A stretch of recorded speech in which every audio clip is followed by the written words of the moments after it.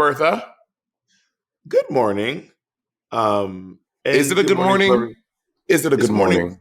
Is it good? For me, it's good. It is snowing where I am. There is a Oh snowstorm in God, Kansas where City, are Missouri. you?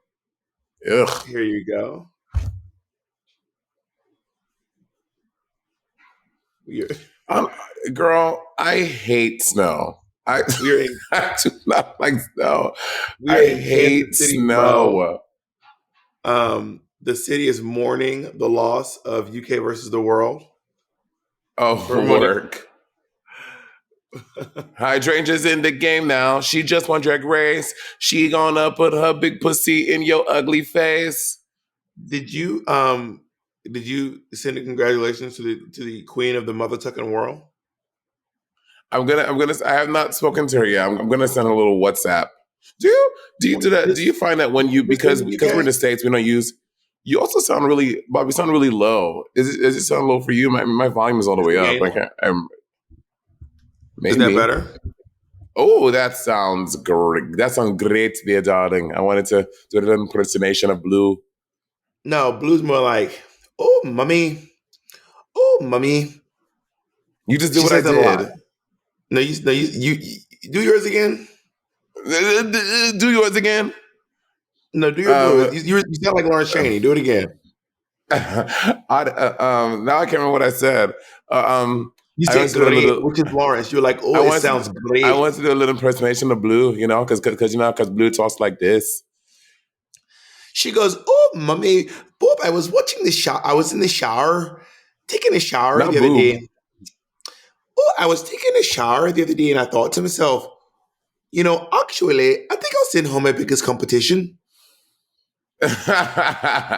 Okay, here's a question. Are you a fan of the strategy of sitting home? Because people love to say in interviews, not you specifically, people be like, I wish the girls and all stars would like do more strategy, like send home the biggest competitor. And now we're in a season where people actually did that. People are like, I can't believe they sent home the biggest competitors. They're such fucking pussies.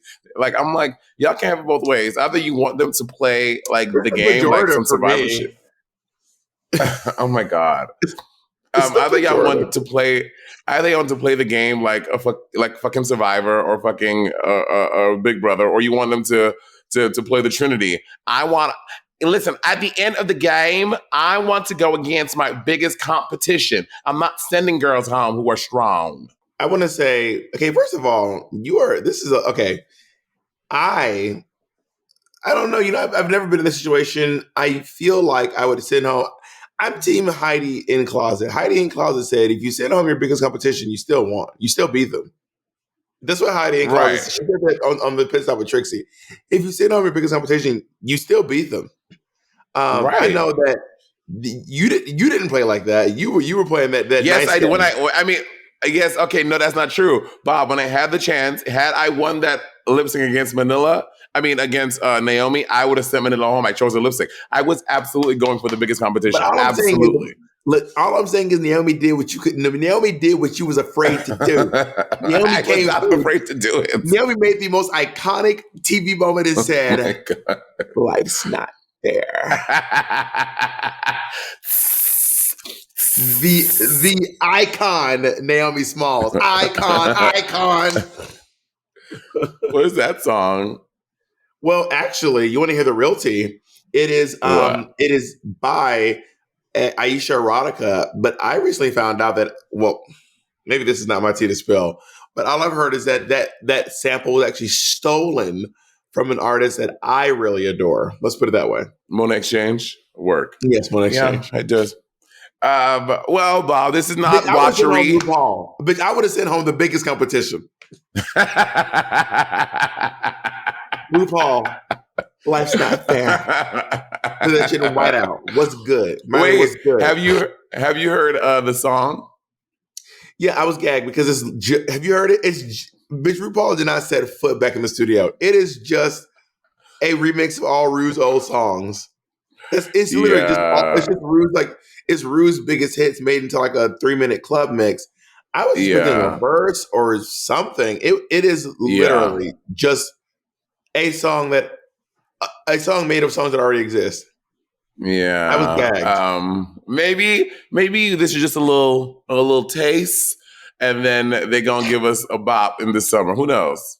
Nah, but Blue X Rue is a good name for a group. Blue X Rue, that shit was fierce. I like Rublu, like almost like Roblox. It also could have been Mo Rue. Moru. Oh my god, if I won, yeah, yeah. Bagaroo. Panru. Well, Pan did not make the she did not make close to the finale, Jimru. Mary. Who? Jimru. Rujubi.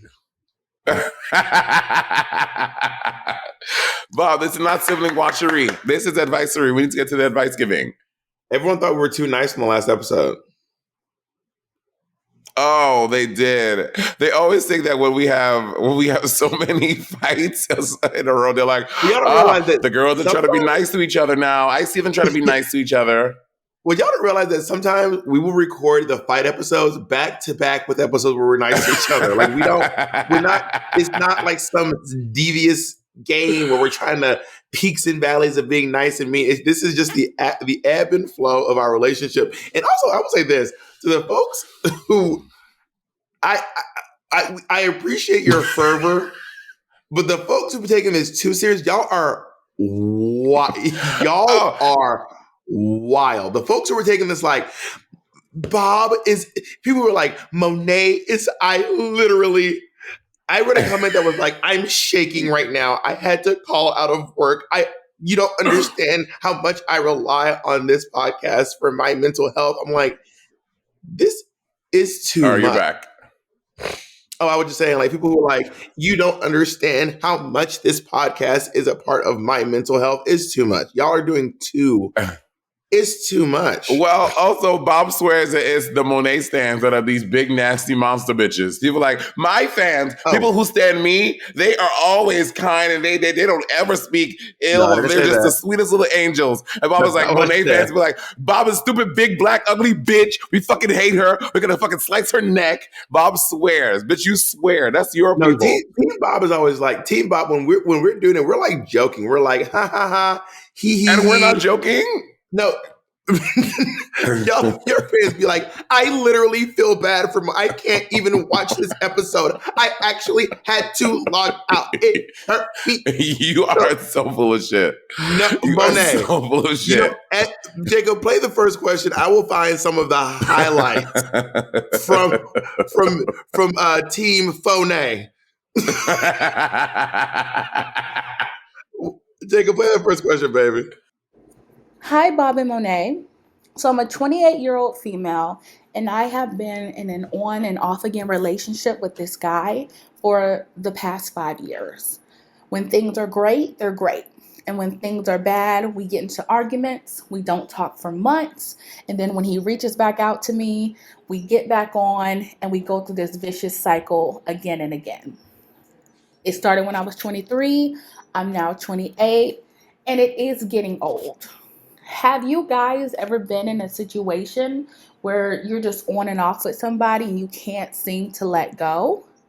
And if so, how are you able to break it off? How are you able to end it completely? Thanks. Ooh, girl, 5 years. That's That's a lot of your life. A long time. That's too much of your time. If you're 28, that is roughly about 20% of your life. That means you spend 20% of your life going back and forth with this person. Not my name, the mathematician. Oh shit. I mean, I'm gagged that like you graduated, you were graduating college age and you are now fully in your Saturn's return and you've been fucking with the same nigga the whole time. That's too much, in my humble opinion. And to be honest, I don't have any advice based on any experience of mine, but I do think that it sounds like this is causing you distress. It doesn't feel good. It doesn't seem like it feels good to you. It seems like it is time for you to prioritize yourself and how you're feeling, and also know that, in my opinion, there are people in the world who are more compatible for you than this person you've been awning and offing with for the last 5 years. You know what I mean? Because if you don't stop it now, if you've been doing it for 5 years, your brain will let you do it for another 5. Sometimes we get comfortable with the sometimes what starts to feel normal. Yeah. You know?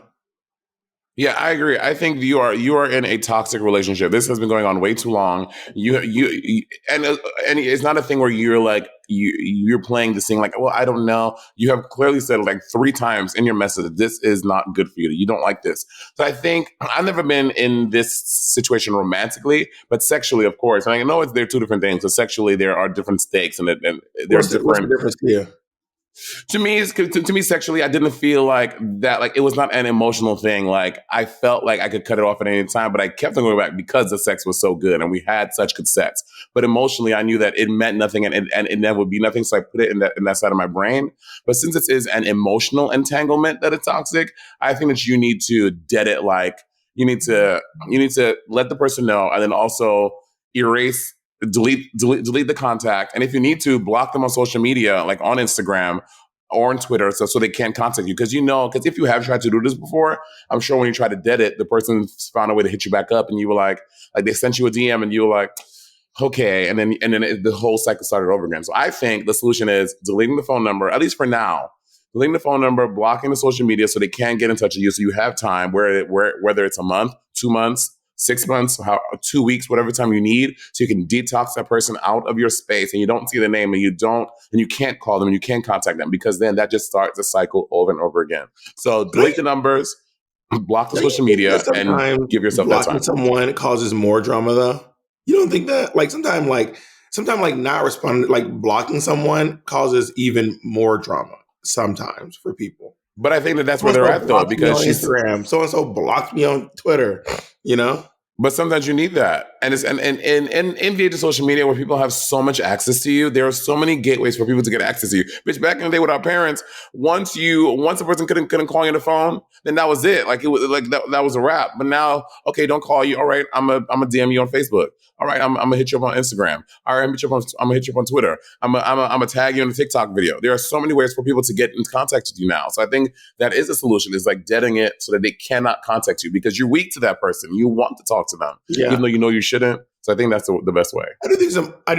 I would recommend some open communication before you do that. If you think Oh you yeah, can handle first, yeah, that. for sure. Also, I'm gonna give y'all a really bit of toxic advice. If someone blocks you on everything and you really need to give them a message, send them $1 on Venmo and attach. My God, Write the Bob, what if message. the person listens to this? Not a person gonna do that. Write the message.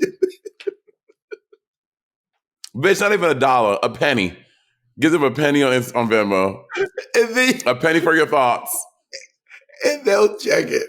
But the question is, will they be bold enough to block you on Venmo? Bitch, when they block you on Venmo, it's a wrap, honey. You are so toxic. That is so toxic. I can't. What's our next one, Jacob? I think that's it. Work. All right. All right, I can read the first one.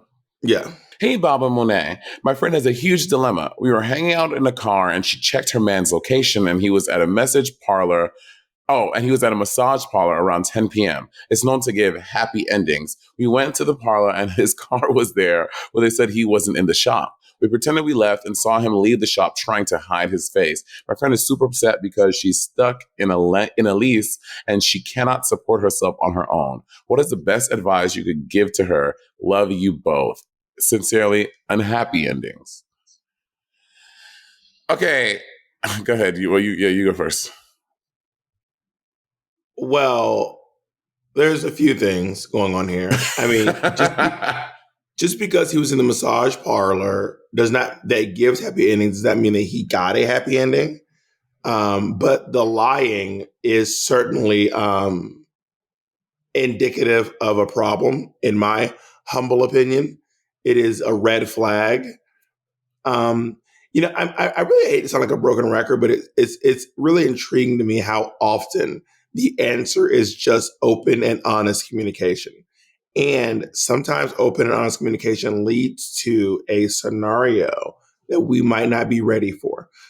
Sometimes that leads to you openly communicate, and then you realize it is time to move on. It is time to let go. Um, Being in a lease for me is not enough reason to stay with someone. That is mental anguish. Now, this is coming from someone I've been evicted before. I got evicted when I was like 19 years old. And honestly, I got over it. I ended up being fine in the end. I didn't get evicted because of like, I'm talking about how like the roughness of having a legal situation with your housing. Breaking a lease, you normally lose a month's rent, which is a lot of money. Maybe you and the person can both half that, or both figure out a way to do that, or I guess you have to just weigh the odds. What is your mental sanity worth? What is this relationship worth? Can you talk it out? Also, a bit of dishonesty does not necessarily mean now we have to break up. I think that there's this notion in the world that like, if you find out your partner lied to you, that's it. You got to break up. You got to break up now. You have to. It seems like there's a convention that's like, if your partner cheats or lies, then the only answer is to end things. I don't think that's necessarily true. I mean, listen, I don't know what your financial situation is. I don't know if you can afford to break your lease. Well, obviously, you have some reservations about breaking your lease. I don't know if it's because you don't want it to impact your ability to rent things later, or don't want to end up on the street. I don't know what your situation is, so I'm going to respect that breaking the lease thing. But I agree with Bob. I don't think that just because your partner lied about going to this massage parlor that's the end of it. If you're in a relationship, you have to be willing to work things out, things that you may be unsatisfactory with, and not just resort to the worst case scenario, which is you went to a massage parlor, you didn't tell me, fuck you, I hate you and I hate your family, get out of my house. Like, I don't think it needs to be all that. I think there is conversation that can be had. Like, babe, and just be honest about the thing. That's saying that, because I'm guessing if you saw his location, he must have been sharing it with you, and you guys know that you are sharing a location. So telling him that you saw him at a massage parlor won't be like snooping, like you're spying on him. Just be like, were you at the massage parlor, and see what he says. Now, if he lies and says he wasn't at the massage parlor and you clearly saw him leaving there, be like, bitch, I saw you. Like, I saw you. So how can you have not been there? And then see what that conversation is. But I don't think the worst case scenario is the answer, which is ending it and throwing away however long this relationship is. Number two, bitch, it's just a happy ending. They wanted their second I don't know how they do happy endings there, but it's just a happy ending. I mean, clearly you guys are not open, or you guys don't do these things, but I want you to think, if this is a massage place that offers happy endings, they do this in multiple. Also, is just hearsay? Is this like known in the community that they do happy endings, or you just think that this place does it? Like, is that a fact? And if it is, bitch, is just a little handy at the end of a massage. He's not cheating on you with this person. They're not in like a relationship. It's just a little something that they do for the community. So it's, oh, Bob, you're muted. I can't hear you. Did that fix it? Yes. Fierce. Yeah, it is just a little happy ending. It is not the end of the world. It will be fine. Just have the conversation. If he lies about it, address the fact that you know he's lying because you saw his location, and see what the answer is. But I don't think you should just end things and fucking end a whole relationship over a little hand job. Girl, well, I mean, it's just a hand job. I guess I don't want to minimize this person's perception of it being if it is outside of your verbal agreement or understanding with each other, then yeah, it is cheating. But I mean, if Andy got a handy, would it be fine and dandy, Monet? Not the fucking nursery rhymes.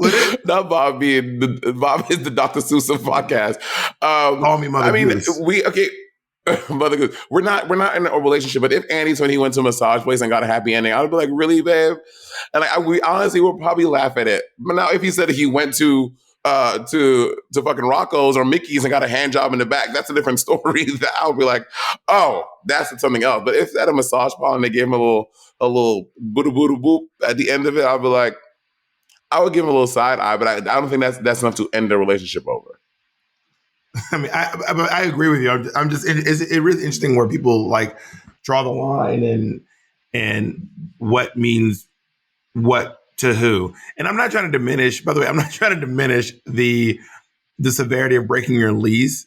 Usually, I don't know about legal law, but usually if you break your lease and you forfeit your I believe if you break your lease and you forfeit your security deposit, it doesn't go on your record or anything. What I'm basically trying to get at is like, I also bear in mind when I got evicted, I was 19 years old. I am now 35. That is so far in my past that it doesn't affect me anymore. Wait, Jacobson pause. So I think me and Money are on the same page. I don't think that every infraction of trust is cause for a relationship to end, but I think movies tell us if someone cheats, you end it. Mm-hmm. And very that. Bitch, it's a movie. Also, I found one of the comments that was tripping. I hate Bob.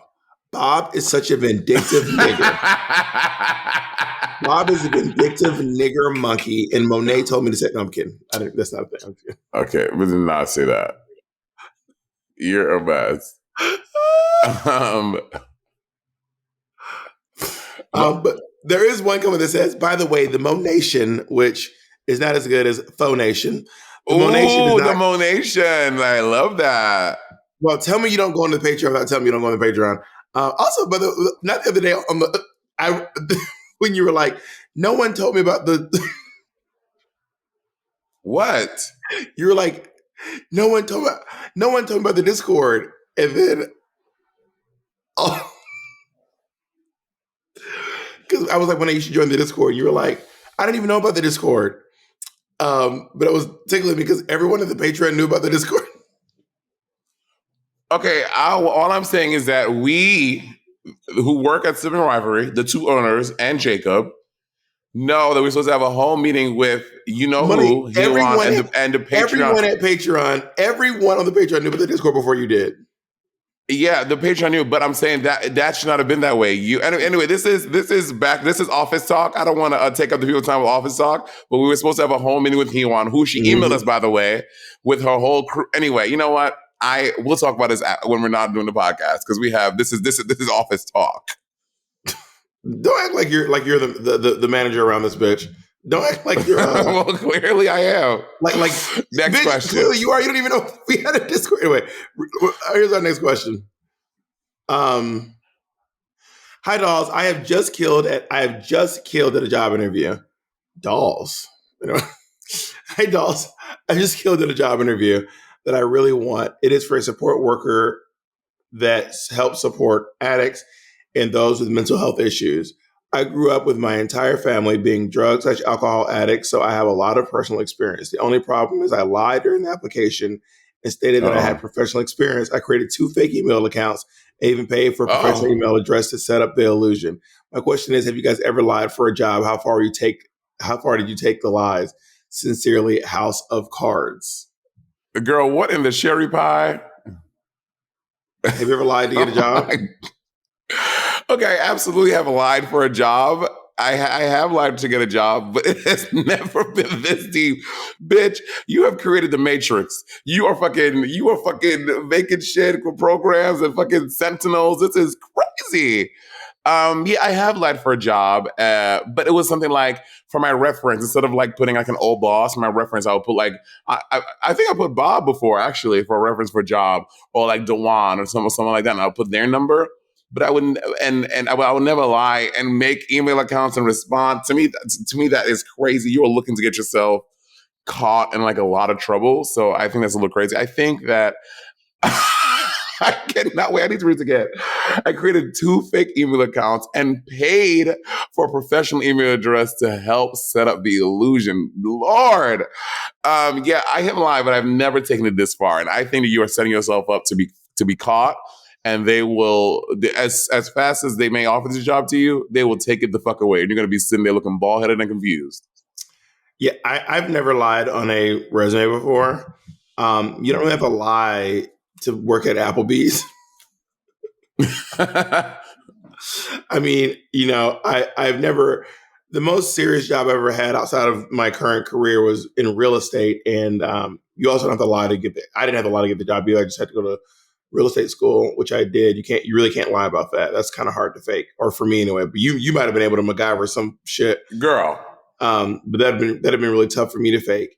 And I honestly, if this ends poorly, you really can't be shocked.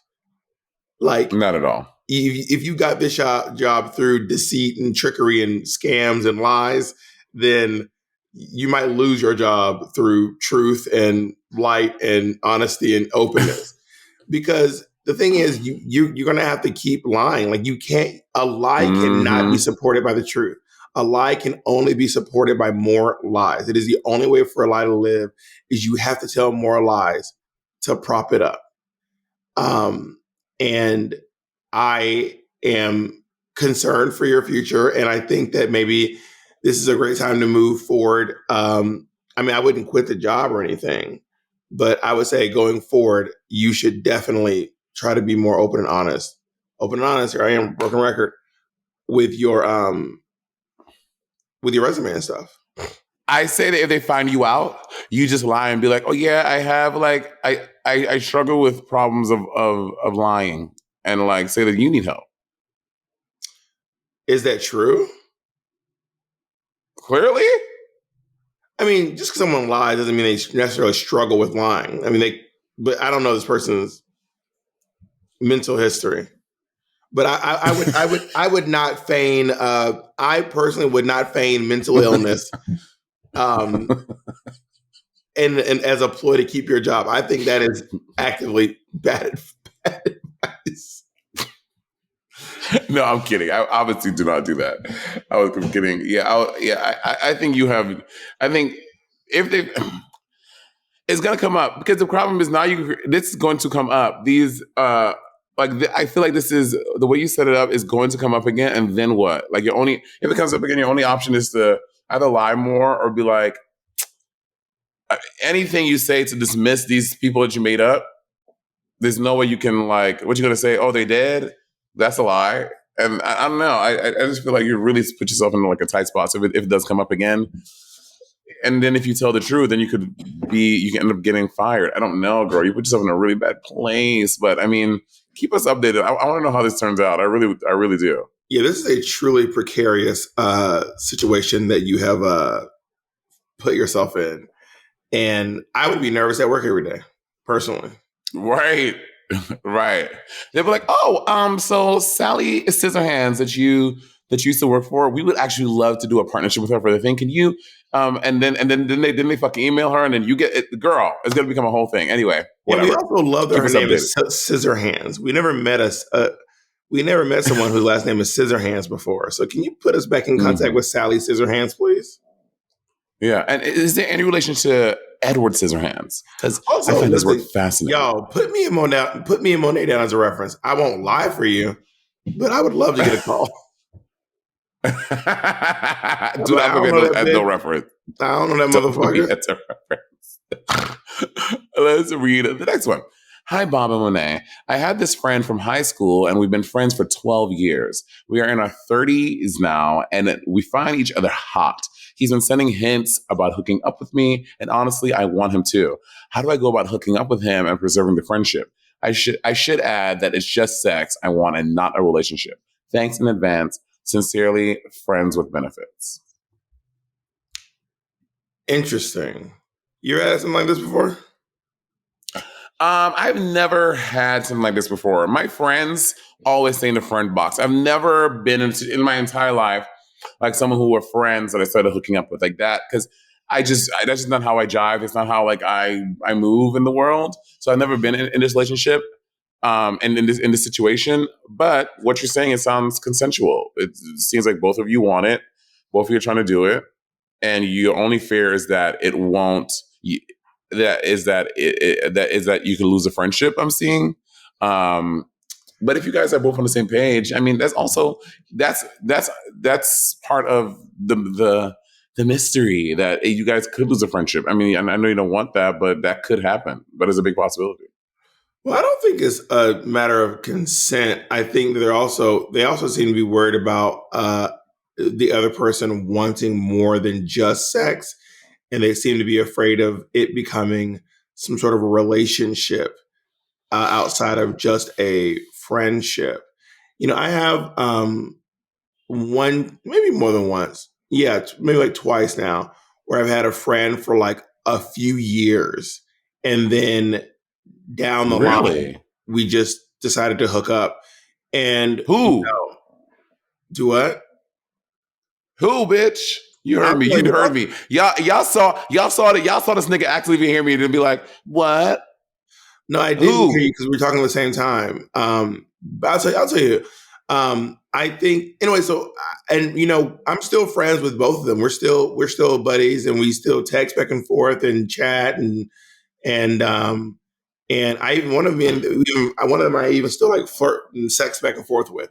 And I think that for me, I will say for us, it did not start as just like once we started talking, we were like kind of dating, but not officially dating in any capacity. Um, and the other one was just like a one night of fooling around. And we just ended up still being friends afterwards. But it's important to establish up front that, especially, are you in a relationship with someone else and you don't want, or do you not want a relationship in general, or just you don't want a relationship with this person? Because I found that when people say like, "Oh, I'm not looking for a relationship," and then they end up dating someone else, I'd be like, "So what's the truth then, bitch? What's the truth? I thought you were looking for a fucking relationship." You know what I mean? But everyone's different. Maybe they weren't looking for a relationship and then they hooked up with this other person and that ended up happening. Sometimes that shit just happens and that's fine too. Yeah, it still hurt. And But someone's like, "I'm just not looking to date anyone right now." You've heard people say, "I'm not looking to date anyone right now." Then what the fuck's going on? 2 weeks later, what's that about? Well, bitch, that's not my problem. This person did it right. This person, I just had a better connection, and I'm not going to be chastised for having a connection with this person that I had sex with. We're not talking about you. You really made this personal. I'm not saying me. I'm this person. I'm talking the voice of this person. Yeah, I think that sex. I think sex is a muddy ground that you can lose a friendship. I think you'd be naive to go into this not knowing, not thinking that you guys could not be friends after this. Like maybe y'all fuck and some weird shit happens, or they expose some kink to you that you're like, oh my god, and it makes you feel weird. Like using the friendship is a possibility, but just go in knowing that you guys are two grown ass fucking adults in your 30s, and then this person wants to fucking take some shit and fucking Rafiki your forehead with it. Just be like, I'm not cool with that, and then move on. I just think that you just need to know that something can happen with sex that you may not jive with, and you can't hold that against a friendship. You have to separate the sex from the friend. Well, that's like that's like a very hard left turn. I'm speaking for me. If I was hooking up with a friend and then that happened and then they like came out the way, and again, I'm not king shaming, it's just be something that I'm not into, that it would like take me by shock. And then they express some shit to me. I'm like, whoa. I would have to separate that from my friend and be like, that was a sexual thing. But we're still cool. My friend and I if my longtime friend and I decided to hook up and they had a kink that I wasn't into, I don't think it would ruin my friendship. I probably would just stop having sex with them. Like me knowing that this person likes to shit on people wouldn't make me not. It wouldn't ruin my friendship with them. It would ruin our sexual dynamic for sure. But I don't think it ruined my friendship. I don't think I've ever had sex like ruin a friendship or interaction that I've ever had with anyone in my entire life. But maybe that's I have for sure. And that's standard. When someone shit on my chest against my will, I have never talked to that person ever since that day. Were you friends? I have never. I mean, we were hooking up steadily for like a year, over a year. Like we would text here and there, like yeah. But after that, I was like, "Bitch, no, you do not contact me. Don't you ever talk to me." Was it a kink or was it an accident? It was a kink. I don't know. I'm asking. Damn. Well, you clearly don't listen to The Bald and the Beautiful because I talked about it on that episode of The Bald and the Beautiful. Hard turds only. Anyway. You're right. I don't listen. You caught me. I don't listen to Bald and the Beautiful. Wow. So you don't support your white friends? Some of them I do, but I don't listen to that one podcast. That is one podcast I don't listen to, which is the truth for me. But I don't know. I do think that non-consensual kink is a problem. Right. But if someone's like asking, I think what I'm thinking is I'm assuming that whatever you all are doing will be consensual. And if you're not sexually compatible, I can still be friends with someone that I'm not sexually compatible with. Oh yeah, for sure. I was talking in my experience. Yeah. I mean, I think that if your friend is trying to shit on you without your permission, this goes deeper than just this. There's a lot to unravel in this in terms of trust and maybe you need to take a step back and see if this person is something. Anyway, aloha, Monet and Bob. I need sex advice, please. I'm an 18-year-old gay male, and I recently come out of the closet during my first year in college. So since I'm gay now, during the blowjobs, do I need to swallow the cum every time?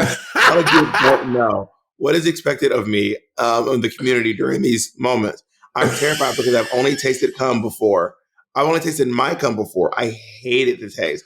I actually threw up afterwards. Anyway.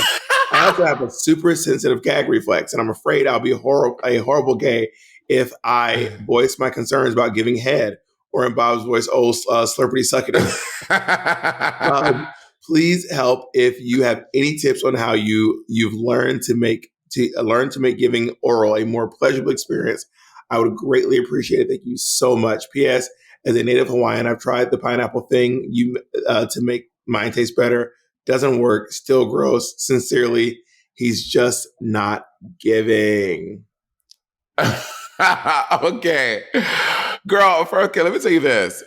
When you suck that dick and they reward you with cum, that is a reward, baby. You accept it as such. You swallow that shit, okay? You like, thank you. I've been waiting for this. But if you have, so you've only doing swallow. The truth is, you do not need to swallow every time. And again, you can find, if you do not like the taste of cum, you don't need to. I was just kidding before. If you like cum, bitch, just go get it at the store. You can get it anywhere, really. But if you don't like the taste of cum, you don't have to swallow every time. And I think you can. What? Go get cum at the store. What? Yes, girl. You can get you some nut at the store.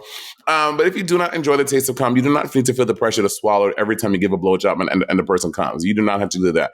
And if the person that you're having sex with is they make you feel pressure to do that, or make you feel like you're not finishing the job or you're not doing the whole thing because you don't swallow their load, then that person's a toxic person that you should not be sucking their dick and you should not be fucking anyway. And if it's just a one-night stand, a hookup that you never see again, who cares, bitch? When they come, either as they're about to come, take the dick out your mouth and let it come on your hands or shoot wherever it goes. Or if swallowing it is a part you don't like, let it come in your mouth and just spit it out afterwards. But do not feel the pressure to come. And I agree. The pineapple thing, I've never tasted my own cum.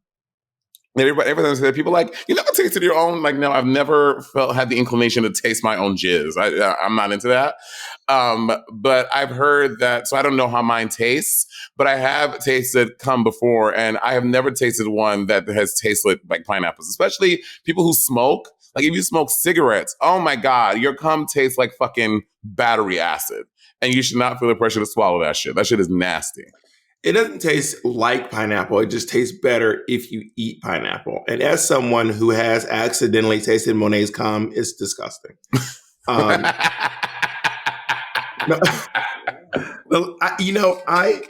have a couple of thoughts. Yeah, you do. And their names are Jacob and Ezra. First of all, in my honest opinion, and I'm not, cum is an acquired taste, and you can acquire it. Like, after the first time, you're like, this tastes wild. And after a while, it just honestly, for me, just kind of stops. It doesn't taste weird anymore. And that was just for me. The first time I was kind of like, this is wild. Like, how do people do this? And now I'm like, oh, it's just a taste of cum. It's just a taste of cum. Another trick. Have you ever tasted bad cum though? Someone that smokes cigarettes? You never tasted that shit? It tastes crazy. Well, I was going to say another trick to not taste the cum is, which seems to be a problem for this wonderful little Kanaka Mahu, is if you don't want to taste the cum, when they're coming, you just push it all the way to the back of the throat and you just skip right over the taste buds. You don't taste anything. It just goes all the way down the hatch. And then, that's another trick, but that also seems to be a problem for our little baby here. I think that if you want to suck dick, if you're asking like, how can I get better? You have to just keep trying and keep practicing. You have to soften the palate. You have to just kind of like Less accept. teeth. You also have to consider the angles you're at. Some people, it's the shape of the penis. If the penis curves down, it'll probably be easier to swallow. And if it curves up, you might want to lie on your back and let them go in that way. It'll just find Or its way. 69. 69 is a great way for that. It'll find its way down the chute. But I do think that a lot of people in the queer community do expect to get, when they're getting the suckety slurpity, they do expect to get the swallowy wallowy as well. But if you just say I don't swallow, and I'm sure they'll be fine. Like it's head. Or No one's gonna turn down. also, People are probably not going to turn down head because you're not swallowing. Also, just also to kind of piggyback a Bob's point, if you don't like swallowing, make them maybe perhaps you like a facial. Make them know that your kink is you want it to come on your face, so that you are mixing them up all together. So as they come, they'll let you know, so that they'll just nut on your face. And that way you're not tasting it. But then, bitch, that shit get in your eye. And now talk about battery acid. You will literally burn your fucking retinas, bitch, if that cum gets on your eyeballs. You be sitting there looking blind as hell. How do you feel about the taste of cum? Do you swallow cum, Monet? I swallow cum for sure. How do you feel about the taste of it? That I don't. Again, if it's not like an avid smoker, it's fine. It tastes like whatever. But if it's like someone who smokes a lot, do you think you acquired the taste over time? Like at first, I was kind of like, "Oh my god, this is new," but but then after a while, I was just like, it just tastes like cum. Like I'm just used to tasting cum. Yeah, but I mean, and not like years. Like it took me like I had that I don't like that. Like it's like a weird taste, like a solid 2 years. And then I was like, then it subsided. But it wasn't like 3 guys. I was like, oh, this is great. It took me like a year to be like, for sure. Yeah, maybe you just gotta. I don't know how frequently Monet was swallowing cum. Maybe it's if you get someone to give you some frequent samples, you can speed up the process of getting used to the taste. Maybe Monet was spacing them out between her opera career and her singing. Also, and if you, let me tell you, when I was a singer, by the time Monet was in college, she was already 50 men down. This is middle school on the train. I forgot. Excuse me, you. How many times do you think I was having sex? When I said I had sex in middle school, when I had my first sex experience, we weren't fucking every day. It was like once a year. So I didn't know. just because I had my first experience in middle school doesn't mean I was fucking sucking the dick at lunchtime every day. But you said when we first said, you said I used to go to the glory holes or whatever, or the sex stores or whatever. Yeah, my friends and I, we would go to the sex stores and this was high school. My friends and I would go to the sex store because on Valentine's Day. Yeah, we'd go to the sex store, but we wouldn't we were also like high school kids who were like worried about. So we wouldn't go and fucking have sex at glory holes. We would go in there and be like high schools. We were like walking and be like, oh my god, it wouldn't be like we would be in there like, yeah, give you, I need 5 minutes, man. It was like we were high schoolers. We were fucking young, immature high school kids. Like, oh my god. It was that. It wasn't like you saying you didn't go to Euphoria High. I did not go to Euphoria High. Also, for tips for sucking dick, another one. If you are getting complaints that you're a little toothy, might try sucking the dick and putting cooking a so that you're not scratching the dick up with your dick too. That is also a good way to practice good dick sucking skills by covering your bottom and top teeth with your lips. Yeah. Do you have a little mouth? I mean, how big is this dick that you're trying to suck? Sometimes everyone's not built for sucking big dicks. Some people got to hang out with, something less than crazy. But also, luckily for you, most people in the world don't have huge dicks. So, Yeah. Work. Let's read the next one. Hi, Monet and Bob. I'm a male bottom. My boyfriend is not very endowed. We're talking 3 to 4 inches hard. I love him a lot. Oh, excuse me.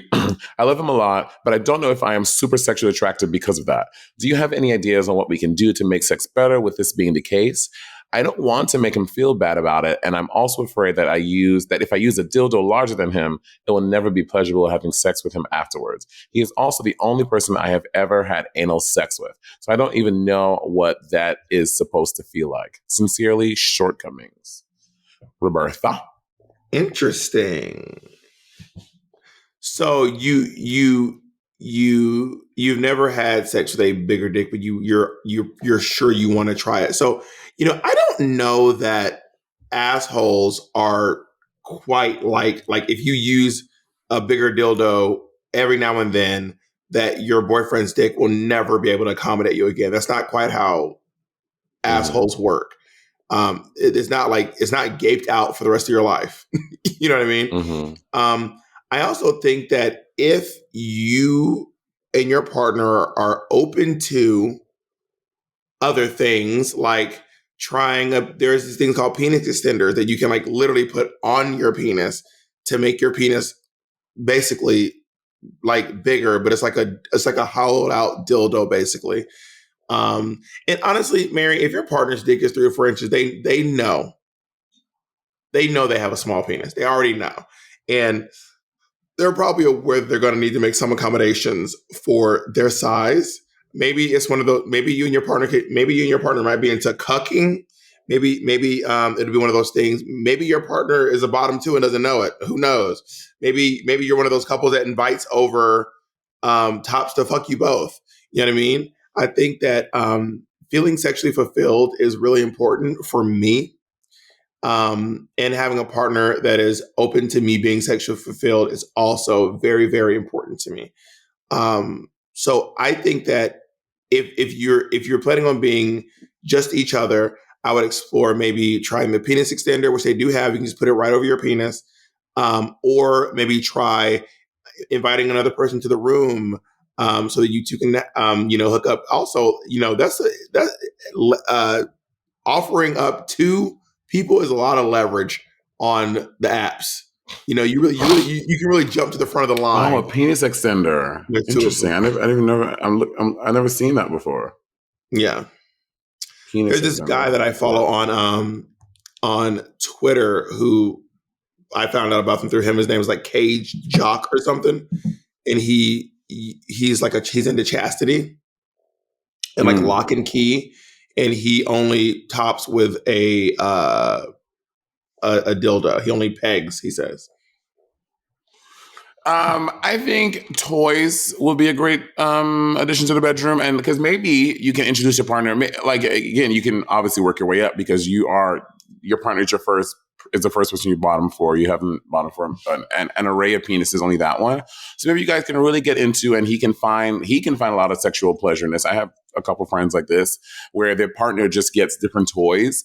And the partner really gets off on like putting toys in there, like bigger ones, and like stretching their partner out. So maybe you guys can find as a couple something that's really going to invigorate you both sexually that you guys don't do now. So I would say take a trip to the store together, and well before you do that, Gage is interested in it. Maybe watch some porn about it, and so you guys can like see like how people really get into it and how it can turn you guys both on, and try to explore different toys. And maybe your partner will really get off on going like bigger and bigger on you. And maybe you might become a fucking fisting bot. Who knows? The possibilities are really endless. But I would say start with toys and play around with awakening new sexual desires that you guys can do together so that he doesn't feel like you just want to go get other dicks if you guys are in a close relationship, and it doesn't make him feel inferior and it doesn't make him feel wanted and desired because I can tell that you still want to play with your partner, but you just want to try different things. And the fact of the matter is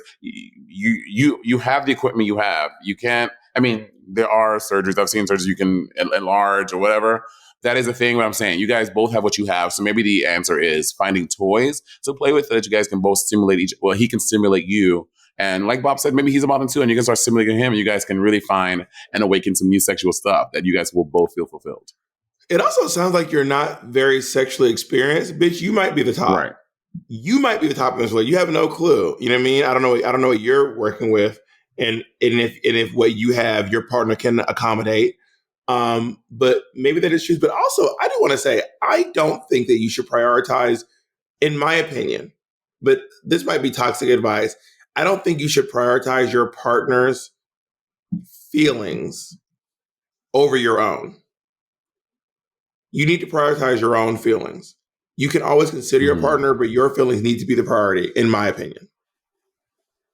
Work. Yeah. Hi, Bob and Monet. I guess my question is mainly for Bob. I'm not sure if you ever shared your story about why you decided to go sober, but recently I've been thinking about going sober myself. I don't see myself as an alcoholic. I'm not drinking by myself during the week or hiding it from my friends and family. But when I go out to the bars and hang out with my friends, I drink to the point of blacking out. Any advice or tips about living a sober lifestyle while still in your 20s would be incredibly helpful. Love y'all. Somebody who should probably be sober.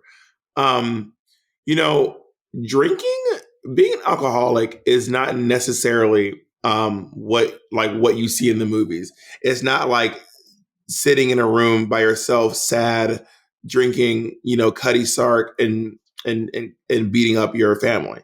Like it doesn't necessarily have to be that. Being an alcoholic can mean a lot of things. I think if the this is for each person to decide. I cannot decide for you if you're an alcoholic.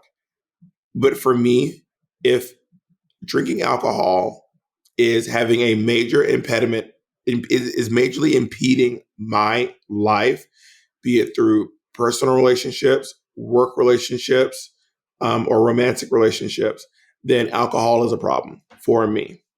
For me, it was professional, and my friendships were all suffering because of my drinking. And that's really not something that happens frequently for people who are not alcoholics.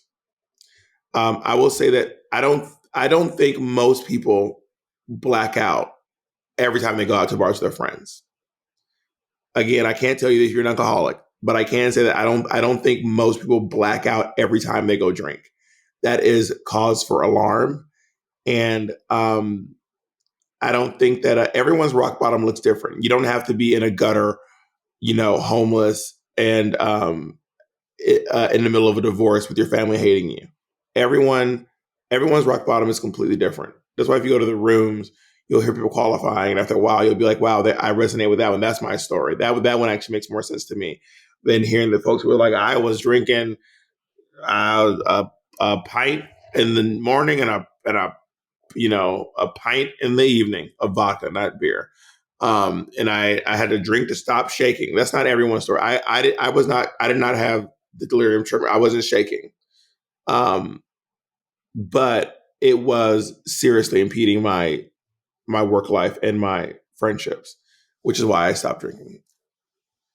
As someone who is new to SRA, I've found that listening to the podcast 3 times a week has really helped me, because I think just the 2 episodes, the rivalry and the advisory, wasn't enough, and it has really helped me. What is SRA? Sibling Rivalry Anonymous. All right, bitch, read the next question. That's it. We're done. We're done on the questions. No, there's a new page. No, those are unedited of what you have there. Also, we're over an hour. Oh, work. Yeah. Wow. So yeah, I am the manager of this podcast, because this bitch don't know what the fuck is going on. That's what's going on, y'all. Well, we have to close that can't be the episode. We got to close the episode out. Imagine all us right, having a close episode. All right, Bob. We have done another advisory. I think that my favorite question today. What was your favorite advice you gave today? Teaching a young queer how to suck dick is always a joy. My God. Yeah, me too. Because I think that it is our duty as queer. I'm not an elder. I feel like I'm a queer. Oh, not a queer. Damn you all. I am a drag senior. I wouldn't say I'm a drag elder. I feel like I'm like a what level of drag are you? I feel like I'm like somewhere between a drag junior senior. Well, how long have you been doing I've been drag? in drag 10 years. Oh my God, this year is 10 years. Damn. You swear bitch, you could never be Kevin Hart. You will never be Kevin Hart. Let's get that. You could never You're right. be that funny. You're right. I'm about a foot and a half away from being Kevin Hart. I feel like I'm a drag junior going into my senior. I feel like I'm a sophomore. I mean, I feel like you're definitely a drag senior for sure. Why am I a senior? If Shaquita been doing it for over 10 years. No, 20. 20 is senior. Shaquita's an elder. We talked about this before. Shaquita's an elder. You're a drag senior. I don't like that. I don't want to be that. I don't want that label. It doesn't interest me. Doesn't speak to me. Doesn't speak to me. I'll see I really like telling people I'll see you at the junior prom. Telling people how to suck dick. Loved giving that advice for sure. Yeah. All right. All right. Bye, everyone. Bye.